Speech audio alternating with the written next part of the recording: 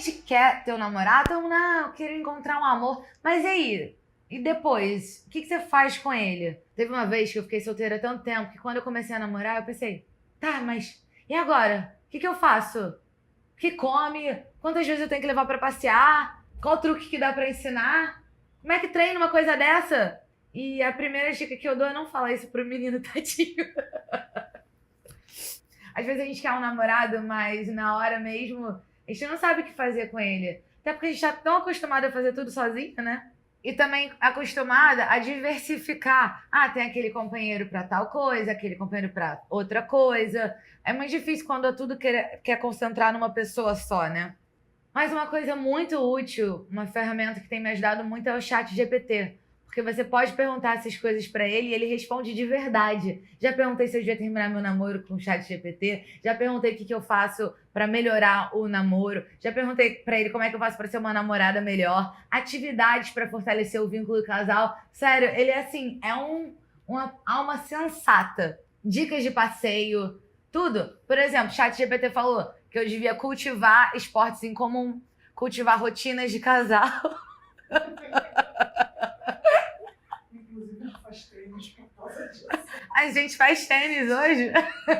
Foi o chat GPT, eu perguntei, meu namorado gostaria de jogar vôlei, eu gostaria de jogar tênis. Qual o esporte que a gente pode fazer em comum? Chat GPT falou que o certo é vocês chegarem num consenso e ele jogar tênis com você. A minha versão é paga, mas pode deixar na gratuita. Que eu acho que vale. Gente, bilhetinho romântico, ele resolve muita coisa pra sua vida. Hoje em dia, eu não dou um parabéns sem perguntar pro chat GPT como é que faz. Outra coisa que o chat GPT me falou é da importância do diálogo. Porque tudo mais complexo, ele fala, cabe conversar com seu parceiro sobre isso. Quando a gente tá num namoro, a gente tem que ouvir o outro. E conversar de verdade pra gente entender o que é negociável, o que não é, o que importa pra cada um e chegar num consenso. Tão importante quanto dizer o que importa pra você e ouvir o que importa pro outro é você saber quais são os seus inegociáveis.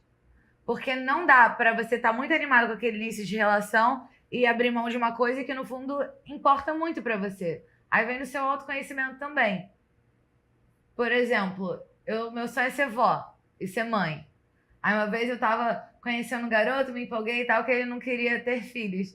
Aí eu comecei com a psicóloga lá falando, sabia que eu acho que se duvidar nem foi importante pra mim? Querida, você acabou de congelar seus óvulos, sabe? Com 27 anos, você quer muito ter filho, para com isso. Aí eu falei, é verdade. Porque esse é o tipo de coisa, você pode achar que não é uma grande questão agora, mas depois não vai ser mais fácil, só vai ser mais difícil.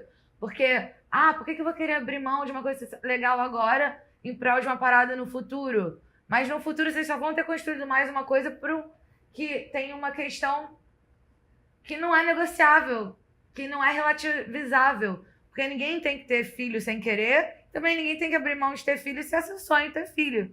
Isso para dar um exemplo assim fácil de entender, sabe? Mas tem outras coisas.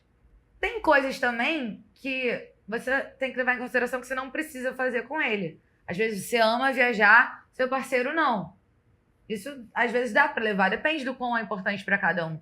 Mas é importante ter esse autoconhecimento e esse ouvir do outro. E também muito importante falar. Isso é uma coisa que eu tenho assim, uma clareza sem fim. Por exemplo, eu adoro receber presente. Meu namorado falou logo de cara que ele é péssimo em dar presente. Eu falei pra ele, lindo, não se preocupa que eu sou muito bom em falar o que eu quero. E com homens, a gente tem que fazer educação não violenta, né? Que nem com criança. Comunicação não violenta e educação respeitosa. Que nem criança. O que é isso? Você já não vai num embate de falar, você tem que me dar presente, sei lá o quê. Você dá duas opções pra pessoa ter a sensação que ela tá podendo escolher. Aí você fala, eu entendo que você acha difícil isso, mas pra mim é muito importante porque mostra um cuidado. Então, você prefere que eu vá na loja e depois se acerta com a vendedora? Ou você prefere ir na loja comigo? Que aí a pessoa sente que tá escolhendo. Mas as duas coisas te resolvem, ó. Tem que levar, ó. Tem que pensar, tem que ajudar a pessoa a acertar. Isso é uma coisa muito importante de relacionamento. Você tem que dar o espaço pra pessoa acertar e não espaço pra pessoa errar. Porque muitas vezes a gente acha que tem que partir do outro, a gente não fala nada, a gente vê a pessoa indo pro erro, e aí você só espera pra você poder depois falar, olha, você errou. Só que você tá lá junto com a pessoa, você tem que dar espaço pra ela acertar, não espaço pra ela errar. Eu gosto muito, porque é como eu penso pra mim, com as minhas metas, de metas quantitativas. Pra mim, não existe, quero melhorar a minha disciplina. Tem que ter alguma coisa que eu possa medir isso. Eu quero fazer exercício 5 vezes por semana. Eu quero reduzir a quantidade de doce para uma vez na semana. Eu quero ter tal resultado depois de 6 meses, que eu vou conseguir medir por tais parâmetros, tais métricas. E para relacionamento é a mesma coisa. Eu falo pro meu namorado, você precisa me levar para sair uma vez por semana. Eu digo as coisas que eu preciso com as quantidades de vezes na semana que eu preciso. E ele não gosta, porque ele acha que é como se eu estivesse batendo um checklist. Só que eu falo isso para ele saber o que eu preciso dele. E aí tem isso também. A gente não quer só estar certa. A gente tem que saber comunicar. E às vezes o que funciona para você não vai ser o que vai ter a melhor resposta para ele. Se nesse caso, sempre fico usando o meu exemplo, que é o que eu tenho de mais honesto para oferecer. Mas se nesse caso, por exemplo, se eu falo as datas certas, as quantidades, ele acha que eu inventei esse número ou que eu só tô falando por falar como um checklist e no fundo eu quero aquilo, eu tenho que comunicar de uma forma que ele não vai sentir que ele tá no checklist. Homens são assim, a gente tem que ter mais paciência mesmo, sabe? Então eu tento outras abordagens para ter o resultado. No relacionamento, por mais que... Acho que nós mulheres, a gente tá muito acostumada a estar certa, sabe? Porque a gente tá sempre certa. Mas no final do dia, a gente quer um cafuné, sabe? A gente não quer... Então só, deixar claro que o outro tá errado, ofende, eles não gostam, se sentem criticados, aí se sentem diminuídos, sabe? E aí ficam chateados. E aí, isso acontece em muitos relacionamentos. Você chega, falou que quer tal coisa, a pessoa erra. Aí você pontua que a pessoa errou. Aí, em vez da pessoa, falar formal e tal e tentar acertar, ela dá uma afastada porque ela fica magoada que errou. Isso é muito chato, mas eles têm essas coisas, então a gente tem que dar um jeito deles, no final do dia, fazerem o que a gente queria que eles fizessem. E cabe a gente a melhorar a nossa comunicação para isso. Eu digo isso porque eu comecei a fazer terapia de casal e na minha cabeça era só pro terapeuta explicar pro meu digníssimo as coisas que ele tava fazendo de errado e como eu sou incrível, como ele tem uma grande sorte de estar comigo e que ele devia resolver as coisas. E lá, eu fiquei chocada que eu tenho defeitos também. E que a gente tá em paz de igualdade para os dois trabalharem juntos no relacionamento. Eu fiquei muito chocada com isso. Eu não achava que isso ia acontecer, sabe? Eu gosto, porque eu tô falando isso com toda a veracidade do mundo e alguém vai falar, tá vendo? Ela tá sendo irônica. Não é. É verdade, eu sei que muita gente pensa assim, porque a gente, como mulher, a gente aprendeu a fazer as coisas sozinhas, a gente aprendeu a se defender, a gente sabe se levar pra passear, a gente sabe se dar prazer, a gente sabe fazer tudo. Então, o difícil mesmo é a gente conseguir se colocar nesse lugar vulnerável de ajudar o outro a ser parceiro seu também. E tratar o outro como igual.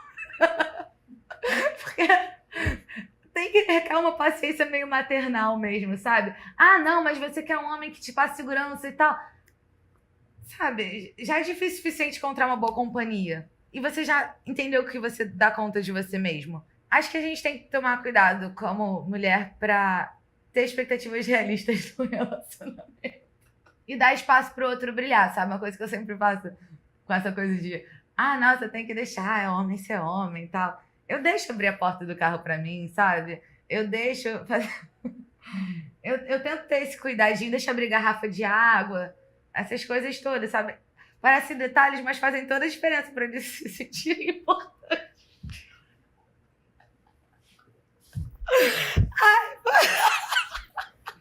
É porque a gente, como mulher, a gente aprende a ficar um pouco na defensiva e aí depois vai pra um lado de, ter se frustrado numa relação e tal e ficar achando que não precisa de um relacionamento pra nada e tal. E aí, quando acha um namorado legal, a gente tem uma tendência, principalmente hoje em dia, tal, século XXI, a colocar uma guarda alta, não dar espaço pro outro e sair meio que mandando demais nas coisas, só que você tem que dar espaço pro outro brilhar também, sabe? E é um cuidado de se fazer e que nos volta para as coisas básicas de não é sobre estar certa, é sobre conseguir o resultado junto, não é sobre você fingir que o outro não importa, que você... Porque tem isso também, né? Que o pessoal acha que, isso que é romântico de verdade, que não é romântico, eu preciso de você. Romântico mesmo seria eu não preciso de você, mas eu escolho estar com você. E eu entendo essa linha de abordagem, até porque é a real. Mas o que custa fazer um bilu-bilu, uma firula, um charminho, sabe? Eu, particularmente, quero todos os bilu-bilus, todas as firulas e todos os charminhos. Acho que todo mundo tem a maturidade pra entender que, claro que ninguém precisa de ninguém. Mas é tão bom você permitir o outro te dar um colo, te acolher e, ao mesmo tempo, isso que eu devo levar em consideração. Só porque a pessoa é seu parceiro, ela não tem essa obrigação com você, sabe? De suprir emocionalmente. E isso às vezes é difícil no relacionamento monogâmico, porque oficialmente você tem que recorrer a ele, né? Se o cara não fala que você tá linda, maravilhosa, você não tem outras pessoas te falando isso, ou pelo menos não outras pessoas que te importem. Por isso que é tão importante você comunicar com clareza e de forma assertiva o que importa pra você numa relação. Porque, sinceramente, as coisas que importam pra mim com certeza são diferentes das coisas que importam pra você. E a forma que eu me sinto amada é diferente da forma que você se sente amada. E tudo é legítimo e genuíno. E por isso que eu não gosto daquela história de 5 linguagens do amor. Eu acho uma grande furada e eu vou te explicar por quê. Pensa. As 5 linguagens do amor.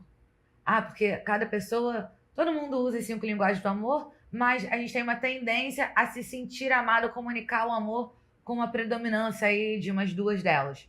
Que é palavras de afirmação, presente, tempo de qualidade, atos e serviços e contato físico. Eu cheguei a fazer um teste com meu namorado sobre isso. Eu acho que na hora de responder o teste deu tudo errado. Eu achei o teste muito ruim. Mas não importa. Tipo, por que eu acho que é uma forma falha de julgar? Por um simples motivo. Pra mim, palavras de afirmação são muito importantes. Só que, quem é a pessoa que mais consegue te dar palavras de afirmação? Os psicopatas e narcisistas. Falar é muito fácil. Falar o que a pessoa quer ouvir é muito fácil. E é uma coisa que a gente, né? Eu brinco que mulher adora ouvir um pagode no ouvido, né? Tipo, eu adoro ouvir uma mentira, sabe? Adoro ouvir uma coisa bonita. Só que essa é a coisa mais fácil de demonstrar amor. Então, não é legal, assim, de se basear por isso, nem se apegar que, nossa, é a minha linguagem do amor, sabe? Se essa é a sua linguagem do amor, cabe prestar atenção, porque te bota apta para uma manipulação muito fácil.